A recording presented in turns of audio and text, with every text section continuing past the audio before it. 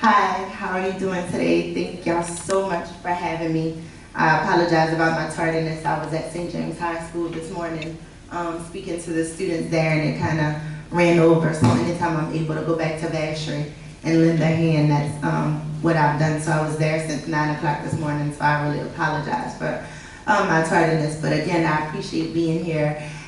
I am the founder and executive director of Operation Restoration in New Orleans, Louisiana. It's an organization that focuses on currently and formerly incarcerated women and girls and helps them to transition into society after incarceration. I got involved in that work due to my own experiences with incarceration at the age of 19.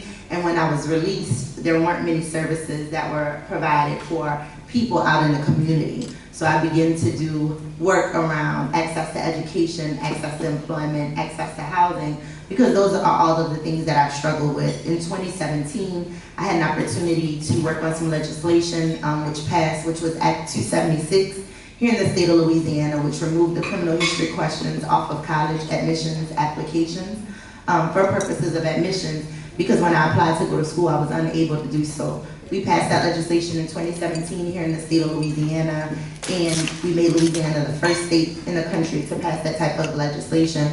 We've done it in 6 additional states since then, and I've worked on about 17 different pieces of legislation on the state and federal level.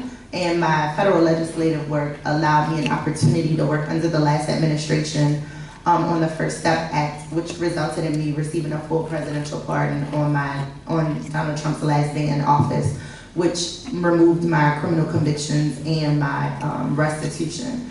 So I am honored to be here in conversation with you all today so we could begin to talk about issues and my experience, and I appreciate the time that we will spend together today. So thank you again for having me.